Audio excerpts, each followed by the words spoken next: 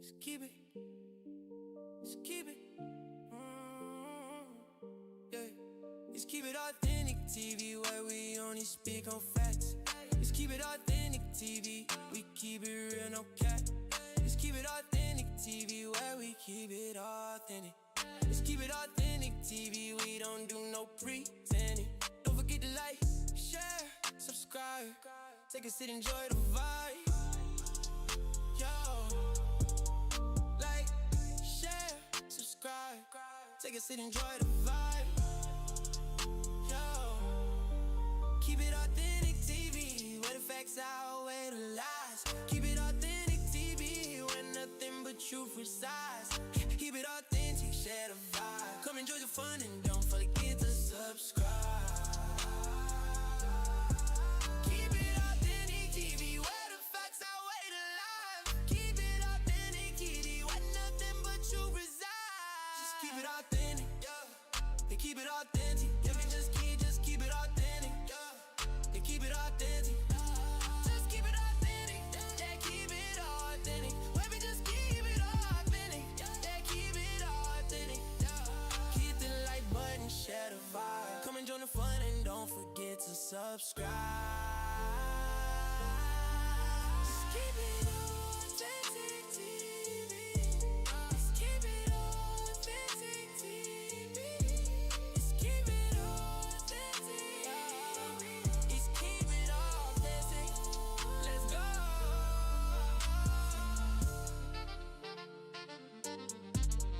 Let's go.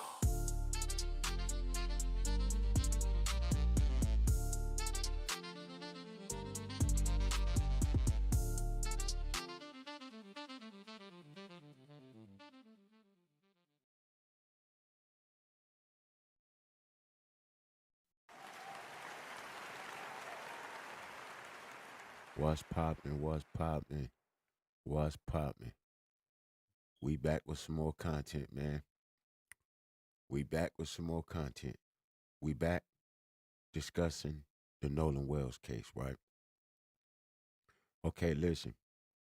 I know I said that I was gonna like take a break from, you know, talking about this case just because I feel like, and once again, this is my personal opinion. I just feel like, you know, the story is being covered so much, right? And, you know, basically all of the documents have been sealed by the district attorney in the state of Mississippi, right? So, which means the autopsy report is done. You know, it's been done weeks ago. You know what I'm saying? But they still haven't released it. You know what I'm saying? They still haven't released what happened to this young man, whether it was an accidental drowning or whether it was foul play. We still don't know. You know what I'm saying? So, you know, basically all of the questions that are being asked, you know, we still have yet to receive any answers for these questions, right?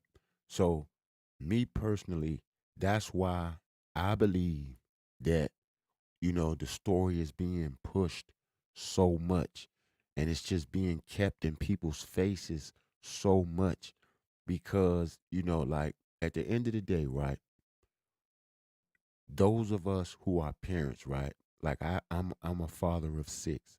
You know what I'm saying? And my wife also has three of her own. You know what I'm saying? So, you know, I'm responsible for nine children, right? So at the end of the day, you know what I'm saying? Put yourself in a parent's shoes and ask yourself if this was your child that this had happened to, right? Like what measures would you be taking to find out what really happened to your child, right? You know what I'm saying? So that's basically what I'm asking other people to do. Now, listen, I am not negating the fact that, yes, there has been, you know, allegedly lies told on both sides. You know, yes, in the beginning, Miss Christine try to, insinuate or, say that she didn't know these boys. But then there's communication, of them coming out, or then, she later comes back, later on and, retracts the statement and says, well, I know, or she tries to explain or give an analogy saying, it's a difference in knowing someone, in passing, actually, knowing someone. And like I don't know, remember the exact words that she used, right? But you know what I'm saying? Nonetheless, right? So I get it. There's been lies told on both sides, if that's what you want to call it, right? You know what I'm saying? So at the end of the day, I look at it like, okay, listen, since there's been inconsistencies told on both sides, who can we really believe or who can we really trust? But I also have to acknowledge the human in me, right? And I have to say, okay, well, look, I'm a parent, so if this was my child, I probably would be doing the same exact things that she is doing, right? But now I'm not going to continue on too much on that situation, right? On that subject. I'm going to move on to what tonight's content is about, right? Okay, so let me give you a little, history on this, right? Well, it's not really history, but the special guest, that Nancy Grace is sitting down with. I mean, there's a few others on here too, but I'm really, interested in what the special guest from the United States Cajun Navy, has to say, right? Now I'm gonna give you the reason why. Okay, so I first encountered this gentleman, right? And I'm not gonna put his name out there. I'll let you find out his name throughout the video, right, for yourself. But I had my first encounter with this gentleman on TikTok, right? And I was in someone else's panel who was discussing the Nolan Wells case, and I went in there, and they were giving people the opportunity to join the panel and ask this gentleman questions, right? So so I had a few questions that I wanted to ask, so I decided to join the panel, right? And I did. I joined the panel, and I asked him, two questions. And my two questions were, my first question was, you know, um, because he was explaining how it wasn't the actual United States Cajun Navy that found the body. It was, it was a park ranger that found the body, and then they notified the proper authorities. But, the US Cajun Navy, they were out, helping with the search, for the body, and once the body was found, they got notified after the fact. So, you know what I'm saying? So, once again, right, I went in, and my first question was because he had mentioned in the statement about the jurisdiction, right? So I said, my first question was, I thought, Horn Island was a federally protected island. So, how would it fall into the jurisdiction of Jackson County, Mississippi, right? And he gave me the explanation for it, and I had no reason to question, whether his explanation wasn't genuine, right? So I moved on, and then, my second question was, why they were being so secretive about everything, right? Now, once again, when I asked that second question, right, it kind of, tick some people off, right? And I don't understand why, but like it kind of ticked some people off, and people were, telling me that, okay, I'm not privy to certain information and all of that, right? And I get that. You know what I'm saying? Like, I'm just a content creator, what I'm saying, that's running content on, you know, social media or the internet, right? So at the end of the day, I get that they're not going to give us every single little detail of the investigation. They're not going to give us a play by play every day. I get that part, right? But now, okay, when this gentleman responded to my question, right, it seemed to me, he gave me the impression that he didn't feel like my question was you know, a dumb question, right? He said, well, that's a fair question. And then he proceeded to answer it, right? And once again, you know what I'm saying? The answer that he gave, it was a genuine answer. You know what I'm saying? I had no reason, to disbelieve anything other than what he said, right? Because I'm like, okay, first of all, what does this man have to gain from this, right? So, that's how I looked at it. So anyway, right? I reached out to him, and I asked him if he would be willing to sit down with me, on TikTok so we could have, a panel so I would be able to have a panel of my own and people can come in, and ask whatever questions that they may have, right? So needless to say, for some reason the incident fell through, right? You know what I'm saying? And no, I'm not upset about it, you know what I'm saying, because I don't know the reason that it fell through. It could have been, it could have been a number of things. It could have been he got caught up with something going on, you know what I'm saying, and just didn't have time and forgot to respond back to me. Like, I don't know. So I'm not going to speculate or just say, he ghosted me or whatever. No, you know what I'm saying? I did reach back out to him and let him know that I'm still interested in sitting down with him. So if that opportunity presents itself, I will be trying to either get it done probably on TikTok. You know what I'm saying? I may try to see if he's willing to come over to the YouTube side and sit down. But I probably would rather do it on the TikTok side because I get a little bit more engagement over there, you know what I'm saying, as opposed to YouTube, right? And I get it. I'm a new channel on YouTube, so I understand it takes time to build, right? But now we're gonna go ahead and we're gonna get into this video, right? Because I'm not gonna sit here and lie to y'all. I did watch, a little bit of the video, and from what I, saw, and from what I, was watching, I think it's a very, you know, informative interview that a lot of us should watch. You know what I'm saying? Because I think that we can probably learn a lot. If nothing else, you can learn how to, show compassion for people in a time like this, right? You know what I'm saying? Because, you know, I get it. You know what I'm saying? It has racial undertones to it, but the main focus should not be about race. The main focus should be, helping this family, this mother and this father and this family, find out what happened to the child.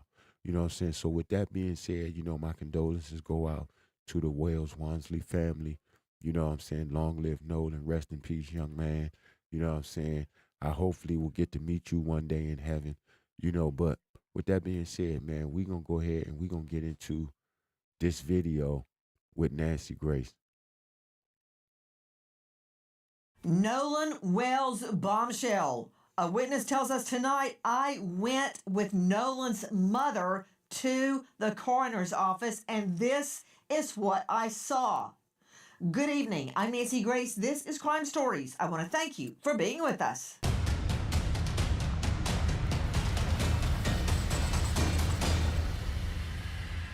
Nolan is dead. Could it be a decompositional change? Could it be something else like blunt force injury? It's hard to say at this point in time. I find it very difficult to believe, Dr. Kendall Krause, that not one, but two medical examiners cannot figure out why he had deep red subcutaneous markings. Joining us tonight, an all-star panel, but first straight to a special guest, Josh Gill with the Cajun Navy, who... Okay, I'm gonna stop right here for a minute. That's the gentleman that I had the encounter with on TikTok. That is the gentleman that, I reached out to and tried, to get him to sit down with me so we could have a conversation, about this case, right? And like I said, for whatever reasons, things fell through. I in no way, shape, form, or fashion am I saying anything bad about this man because I don't know him personally, so I have no reason and I have nothing to gain by talking bad about him. So let me set the record straight right now before any type of narrative tries to, get tossed on the internet, right? I am not saying anything bad about this gentleman. I actually have a lot of respect for this gentleman, even though I don't know him personally. So with that being said, right, we're gonna watch this video and we're gonna listen to, you know, the type of character that this man possesses. So let's go ahead and get into this video. As you know, searched for Nolan's body. Josh, thank you for being with us. The Morning, man. day unfolded when Nolan's body was found very bizarrely. You were there. I'm going to get to your trip to the coroner's office along with the family, but I want you to start at the beginning. What happened at the beginning of that day? We believe that Nolan likely died on July the 4th. Let's start with the day that Nolan's body was found and that you ended up at the coroner's office. Start at the beginning. So early that morning, I deployed some resources. I deployed an aircraft, fixed wing aircraft that wheels up at 0635, as you can see right there from the photographs. I was on my way to the Lake Morris boat launch. That's where the Tactical Operations Center was set up. And I received a phone call. Received that phone call from the sheriff's department that a body had been found. Didn't say who it was. Um, I was probably 15 minutes out from the location. I then received a phone call within minutes. Hold on, let's stop right there for a minute. Now, to clarify things, right? No, this gentleman and his organization, they were not the ones that found the actual body, right? From the information that I've gathered, it was a park ranger that found the body, and then that person reported it to the proper authorities. And then I guess, the Jackson County Sheriff's Department contacted the Cajun Navy about it, I guess to help participate in the search for the body. So, like you heard him say, he was 15 minutes out from the location when he got notified that a body was found. So I just want to set the record straight, and I want to make sure that everything is clear and people understand what's being said here, because I don't want anybody trying to twist the narrative to fit all of this speculation and all of this, pointing back and forth the fingers of who did what. I don't want that type of narrative being pushed, so I want people to pay very close attention to this interview. So let's continue. Minutes after the conversation from the sheriff's office from Nolan's mother, Christine, and she was frantic. Again, her that mother's intuition, she knew what was going on. So I meet him at the boat launch. I was there about 15 minutes ahead of time. Had Hold on conversations just with one the moment. sheriff. Hold on. For those of you just joining us, Yep. Josh Gill is with us. He is the United Cajun Navy Incident Commander in the search for Nolan Wells. You stated that you received a phone call from Nolan's mother, Christine. Okay, so he's actually the incident commander for the United States Cajun Navy. Okay, so he holds his title holds some significant weight. You know what I'm saying? So let's go ahead and continue with the video. You said she was frantic. What was she saying? So again, I'm going to paraphrase. She said that they had found him, that they had found a body. My biggest concern at that exact moment was to make sure that she was safe, that she had, a safe way to get there, because it was the beginning of what's more than likely to be the worst day of her life. Again, so continuing Okay, hold on. Josh, you got me drinking from the fire hydrant here. Every word you're saying sparks 100 questions. So, Sure. Nolan Wells' mother calls you. Okay, where was she when she called? She was en route to the boat launch as well. We were meeting there Okay. for the search. Okay, had she been told that a body had been found? Yet when she called me, so we had earlier communication, but via text, when she called me, she told me that a body had been found. She had been notified by the sheriff's department. Oh, Okay, so let's clarify that, right? She contacted him and informed him that she had been told that a body had been found. Okay, so I'm trying to clear this up, and I'm trying to, make sure that people have the right information and, the most accurate information that you can possibly have. You know what I'm saying? So that's why I'm telling y'all, man, y'all need to really pay attention to this video. But let's keep going. I just found out that if you have 2 cars on your car insurance, this. So basically, we know now, okay, she was having earlier communications with this gentleman, in regards to, meeting up with him at the boat launch, you know what I'm saying, to participate in the search for Nolan. You know what I'm saying? So I guess somewhere in them being on their way to the boat launch to meet up, she must have got the phone call that, a body had been found. And then in turn, she called him and said, hey, they just told me a body had been found. You know what I'm saying? So I want y'all to make sure y'all pay close attention, and y'all pay real close attention to the information that's being given to you. You know what I'm saying? Because like I said, the narratives that's being pushed surrounding this case, man, is like crazy. You know what I'm saying? Oh, no wonder she was frantic. So she calls you. She's just been told by the sheriff a body has been found. She calls you. You're going to the boat launch. What boat launch? Where? That's the Lake Mars boat launch. Why there?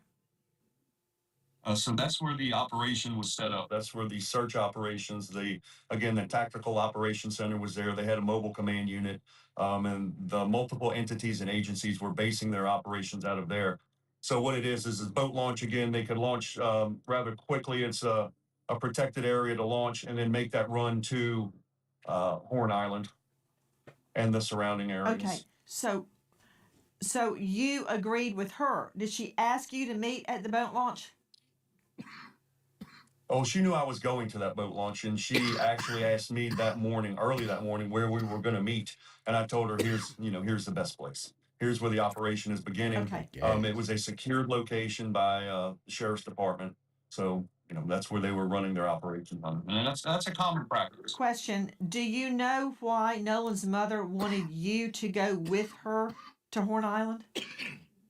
So we had communication. She called me, literally called me. We had a voice conversation that Sunday morning, about 7 o'clock, 7:30. She had called and asked for some assistance. After that phone call, I asked to memorialize all of our conversations so I could go back and look at information. And that's not uncommon What kind for of families to assistance call did us she and need? ask us, find my son.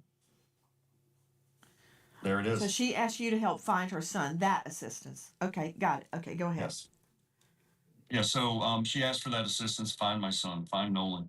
Started gathering information on who he is, who he was with, where he was. She made it very clear that he was with some friends, that they had been on Horn Island. So then I start launching resources immediately. And then Okay, after I hold on launched the right there. resources, Hold on. Josh, Yeah. Let's stop right there, right? You know what I'm saying? Like, I like Nancy. That's why I like Nancy, because Nancy be on point with it.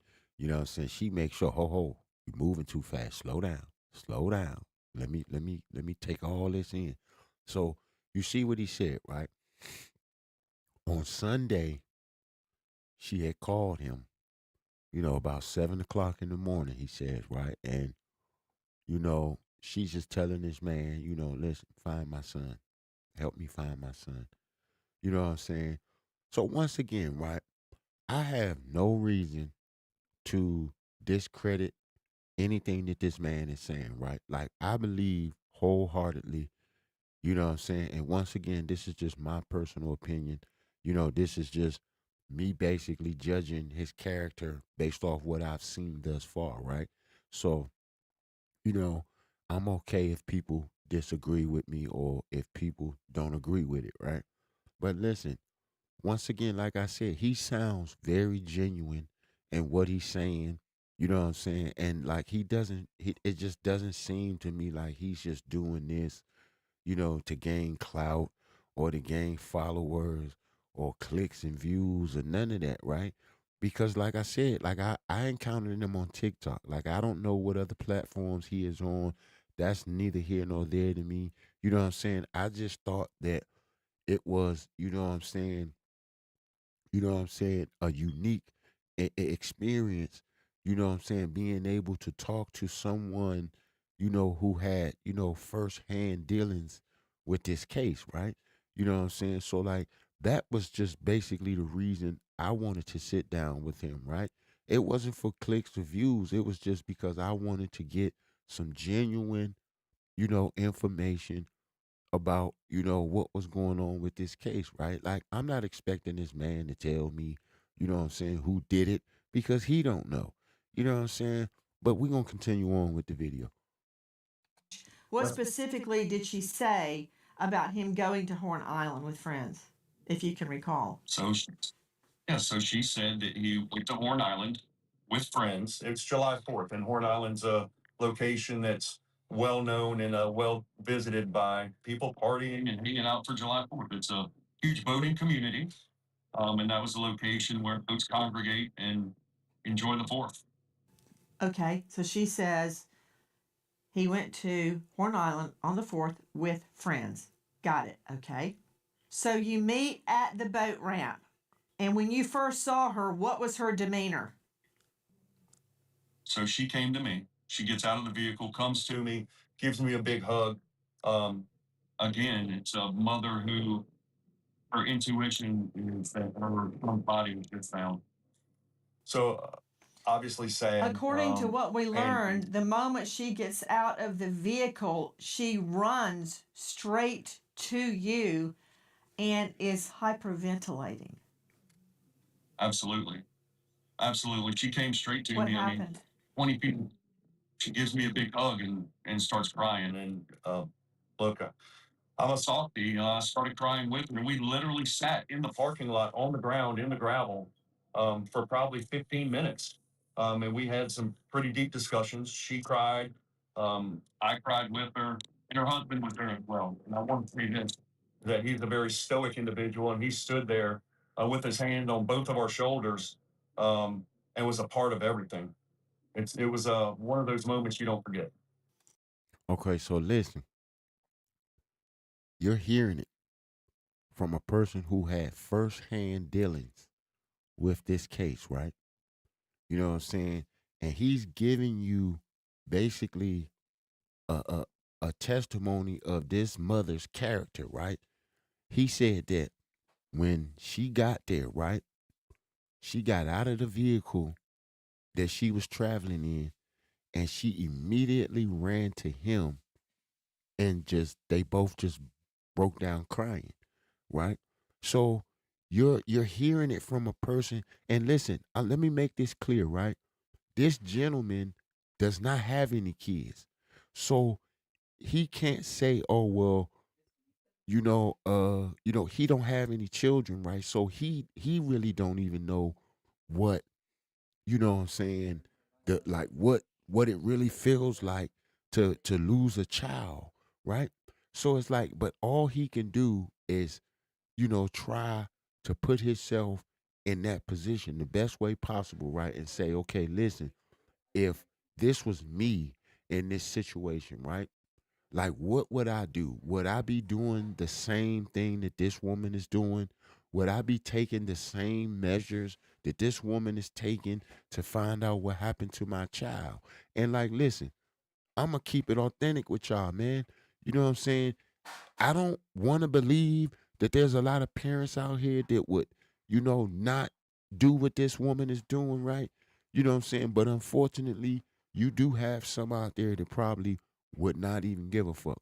You know what I'm saying? And that's sad to say, but right, like I said, man, like I believe this man is being very genuine and what he's saying, you know what I'm saying? And you know what I'm saying? I've like, I don't know. It's just like from all of the encounters I've had with this case, right? And listening to all the different people give their version of events, from Warren, Jacks, Morgan, Katie, Trayston, and anybody else that then has some input on this case, right? You know what I'm saying? It's like, okay, listen, after all of that, right? I ain't never really seen no no real emotion from nobody, right? You know what I'm saying? Like I haven't seen not one person like actually like break down and like cry on camera. You know how you see them episodes, right, where you know what I'm saying, a person, like the memory or the thing, the situation that they in, it hurts so bad that they gotta take a step back. They gotta say, hey, give me 5 minutes and step away from the camera. You know what I'm saying? So it's like, listen, I've never really seen that. He's the first person that I've actually seen show some type of emotion, like some real raw emotion about this case, right? You know what I'm saying? Outside of that, it's been everybody just been going back and forth with each other. Everybody want to sue each other. Everybody want to claim that you know, people are being defamed and all kinds of stuff. Man, they attacked this woman. You know what I'm saying? Tried to get her job and her livelihood taken away from her, right? And it's like, for what reason? You know what I'm saying? Like, what did she do that was so horrible that you want to take her livelihood away from her? You know what I'm saying? From my understanding, all she did was ask, what happened to my child? That's it. You know what I'm saying? But let's continue on with this video. What was she saying?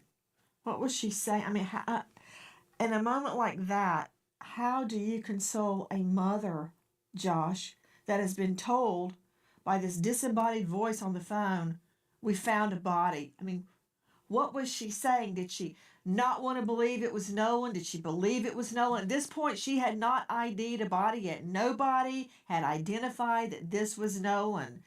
Was she holding out hope? What was going on? Like, you would have to She be a knew. parent She, to again, really. mother's intuition is strong. It's very strong. In her heart, she knew. As far as what she was saying, why is always the question, Um, she asked God, why? And the rest of the conversations were just, memories real quick. And I'm assuming everything was just flashing in front of her eyes because, again, it's the beginning of the hardest time of her life. Losing her son. I would say just to console her and Right, to like you help have to anyone I be a possibly parent could. to really understand what it's like to What was lose the a dad child. Like, saying, you if have to really anything? go through that. Check this out. I'm going to show you how I afforded. Like, seriously, like if you haven't experienced what it's like losing a child is not like losing, what I'm saying, a brother or sister or a cousin or a homie or nothing like that, right? Like losing your child, like that's a whole different type of feeling, right? So like unless you have been in that type of situation and by the grace of God, things turned around and things worked out for the better for you, you know what I'm saying? Or unless you've been in a situation to where you've lost a child, like you really can't, you know, you really can't say like what this woman is going through, right? You know what I'm saying? But let's continue on with the video. He was he was really quiet. He was a quiet gentleman, but his physical presence afforded her, made her feel safe. And I will say that, he stood there with us, on the ground. He's there. And his presence said a lot. And it meant a lot to his wife, to Miss Christine. And again, and that's a tough time for him as well. So she's crying. You state that she knows deep inside that that body is her boy, her son. You start crying. Did you remain standing in the parking lot or did you sit down?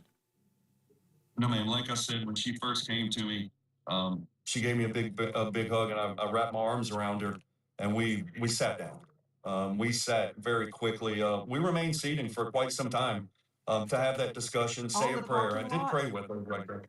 Yes, ma'am. On the ground, in the gravel. Y'all were sitting Right. on the. Yeah. And you said she was hyperventilating. You sit on the ground. I believe I heard you say that you started praying. Always. Yes, ma'am. Yes, ma'am. Was she praying that it wasn't Nolan? So and again, I'm paraphrasing and going from the best of my memory. Um, it was more of a prayer for peace and comfort is what I did. And I always ask for that and then for answers, and I prayed Godspeed if it is Nolan and, for the Lord to put his protecting hands over us and everything that we do and to be with this family and this mother, especially during these hard times. It's an emotional time. I cannot even imagine. I'm trying to get my head around the picture of you and Miss Christine sitting on the ground in a parking lot with her crying after just been told we found a body and she knows it's Nolan. Well, sure. I thank God that you were there. I thank God that you and Facts. Nolan's dad were there to help her. Facts. I don't know how she even stood up. How did you get her to stand up? So it was about 15 minutes we were there on the ground, and a couple times the sheriff came up and he saw what was going on, and the sheriff's staff, and they understood that it was one of those moments where we need some space. She finally, and I hate to say she called her composure because it was an emotional time for me as well as the father, and it's, we stood up and the sheriff came over and, he started discussing what the help her process up? would be. Yes, ma'am. Absolutely. I don't know Yes. how she even stood up. the Okay, grace so of you God. help her up off the ground. Yeah. Okay, then what happens? So a family and friends started to arrive, and the security let them in, and the sheriff came up, and the sheriff again, um, he had to help deliver that news, that a body was found and do his formal, and I hate to say notification because at this point he didn't say if it was Nolan or not, but he explained that a body was found and where they would be bringing that body to. Um, and from there, the family gathered, and it was, I'd say, a matter of 15, 20 minutes maybe. We were then escorted. Christine asked me to accompany them to the coroner's office, which I was extremely honored to do so. And then the sheriff's department escorted us to that coroner's office. Can I ask you something, Josh? When the sheriff came over, was it the sheriff or a deputy sheriff? It was the sheriff. The sheriff. He comes over Yes, ma'am. and formally tells her what she was already told on the phone. A body has been found. Had the body already been taken to the coroner's office? It was en route. So he was en route to the coroner's office, and he told us, he told Christine, um, here's what's going on. Here's where you need to go for further information. And again, extremely professional, extremely polite. And the biggest word I can use was he was compassionate. His staff was extremely compassionate. I can't take that How away was from him. she at that moment? Was she just numb? Did she ask questions, or did she just stand there and take it? What was her response to the sheriff coming over face to face telling her we found a body? Because a lot of times, this from all of the bodies that you have helped recover. Guys, joining me is Josh Gill. He's our special guest tonight with the United Cajun Navy. He's the incident commander, and he was in on the search for Nolan from the beginning, and he went to the coroner's office along with the family, along with the mother and the father. So when the sheriff was, I guess, formally delivering this to her, a lot of people, when they hear it on the phone, they don't want to believe it. I didn't when it happened to me. I thought, did I get that wrong? So he comes up and tells her to her face, and there's no way to mistake what he's saying. He's right there in front of her. How did Miss Christine respond? Just as any parent would respond. Tears, shock, disbelief, I think are some good words. But again, I don't want to take away from the compassion and the professionalism of the sheriff's department at that point. And there were more people coming up, right? And at that point, the sheriff had conversation with the mother again, and the family, and just explained the process on what was going to happen next as far as where Nolan was going. And then moving from there. But I do want to add that, some of during these conversations, I reiterated to the mother and, Mr. Elmore, that Nolan will be treated with the utmost dignity and respect um, through the process. I wanted to explain that because that's something that parents always need to hear. Family members that their loved one will be treated with dignity and respect. And typically, in order to get a garment like this, Okay, so now listen, right? I'm not gonna sit up here and dispute whether he told or reiterated that. I believe he did, right? But like unfortunately, you know what I'm saying, sometimes that's not always good enough. You know what I'm saying? Now, like I'm not saying that he's wrong, but what I'm saying is sometimes it depends on the situation and that might not be good enough. Is make it to the coroner's office. What happens when you get to the coroner's office and Nolan's body is already there? Correct. So we go to the coroner's office, we sit down. The coroner, he comes in, rather quickly, 10, 15 seconds once the table was filled with all the people, family members, friends, myself. What table? Were you in a conference room? Yes, ma'am. Yes, ma'am. A conference Oh room table. gosh, at the medical examiners or coroners, everything is so sterile. And everyone I've ever been to. So this was like an office conference room. You walked right in the door, and there it was. Didn't really have that feeling of a coroner's office, if that's fair to say. More like a business office conference room.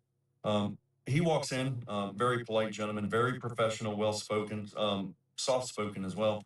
And basically said that they found a body, and from initial appearance, he identified him as Nolan.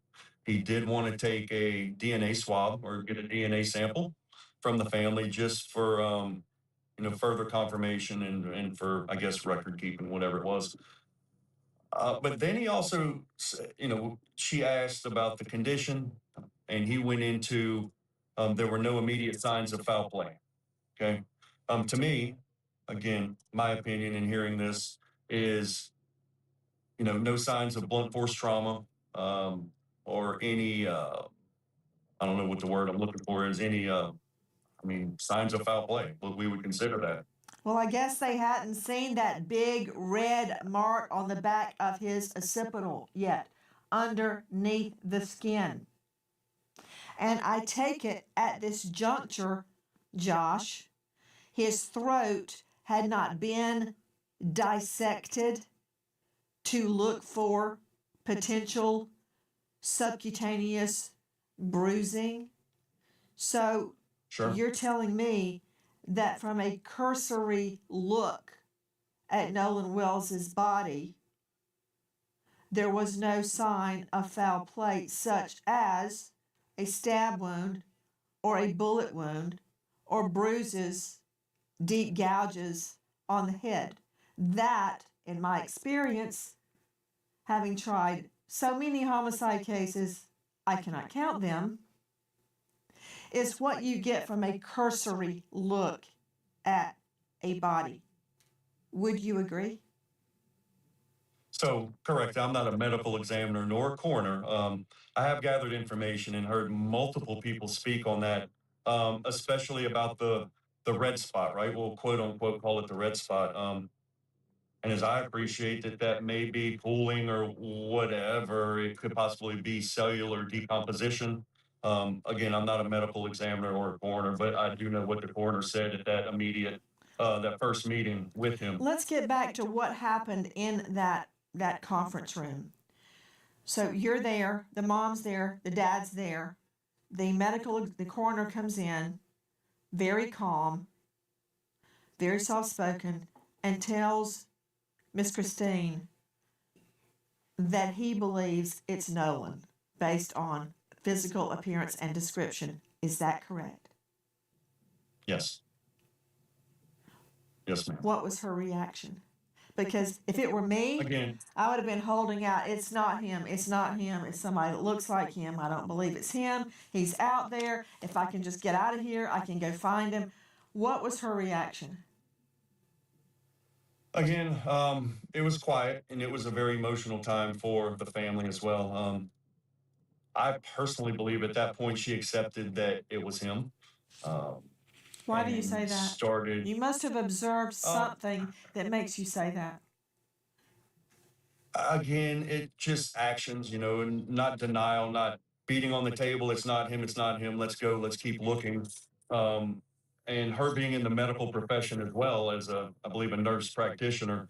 Um, Mm-hmm. I think I will never say the word accept. She understood that what was being told to her.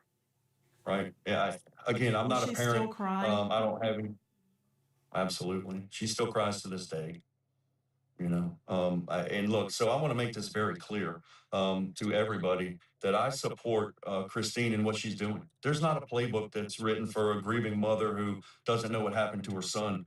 And I truly hope and pray every day. Facts. There is not a playbook written for this shit, bro. Like, you gotta really put yourself in that position and ask yourself, what would I do? Like, let's keep it authentic, bro. A lot of us would take justice in our own motherfucking hands if we gonna keep it all the way authentic, bro. A lot of us, a lot of us right now would take justice in our own hands, bro. So it's like, I don't even know, bro. It's just like, I don't understand how people come up with the narratives that they come up with. I mean, I get it. You know what I'm saying? I get it that you gotta make shit interesting and you gotta keep shit, juicy or whatever they want to call it, right? But it's like, come on, bro. Like, put yourself in a position, bro. We probably be talking about you right now. We be running content on you right now. But let's keep going with the video. Same. As well as my organization does, that she finds peace and comfort, and she's able to accept And you know what else, Josh? whatever the results are. I don't know Yes. how this would have unfolded if it had not been for the United Cajun Navy. I'm just putting that out there. For some reason, y'all have been Thank you. gotten so much hate, but you guys were out there at the get-go. You're the one that went with Miss Christine to the coroner's office. You were there. You're the one that helped her stand up off the ground when she was sitting on that pavement crying. That was you, United Cajun Navy. Yes, ma'am. I support her too, and my fondest dream is that we find out that this was an accident. But until we get to that point, this investigation must go on. So he comes in and tells her that. Then what happens?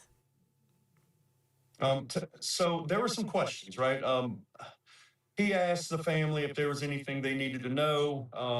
And I asked a question. And the question I asked was, can you please explain the process on where Nolan's going to go, what's going to happen from there? And he did. He explained that he would be going to the crime lab, I believe it was, on what was going on for further autopsy. Again, and I'm paraphrasing this. Um, and we all understood it. We understood that what was going to happen, where it was going, and what would happen from there. Again, and I have to say this and reiterate this, that the family was in shock. I mean, it's horrible news to receive. I can't imagine it. I'm an empath, and I still can't possibly imagine how it feels to receive that information, that your son is no longer, here with the family, no matter what the outcome is. Um, here's the issue, though, is that we have to be prepared to accept and understand what's told to us as far as results of, the grand jury or whatever it is. I want to make sure that people understand the prayers for peace and comfort are there daily for this family as well as the nation, because this is a hard time for the nation and Ocean Springs in particular. What happened then? You asked about the procedure. Let me make sure I understand this. The coroner identified Nolan based on description. Because I've seen a photo, which we have not shown, of Nolan's body where it washed up. Well, I say washed up. That's really a term of art. I don't know that he washed up. I don't know how his body got right there, because it seems to me it was half in the sand and half in the water, right? So I don't know how it got there. That said, he made this ID based on the description given to him of Nolan, but wasn't the actual ID made from dental records? So I don't know. I don't know what the actual ID was made from, if it was from dental records or if it was a DNA swab. He did discuss collecting DNA with the mother before we left. I did not Were you witness there that. I when the did not DNA was see. collected? I was not. I don't know how they caught it, how they got it. But it was a discussion. But again, the coroner was confident. His confidence level was high that that was Nolan. And I think that's what Miss Christine wanted to do, or wanted to understand. And the reason being, I think that there's that professional courtesy of, understanding he's the coroner. She is a nurse practitioner, and he wouldn't tell her those things if it was not in his heart.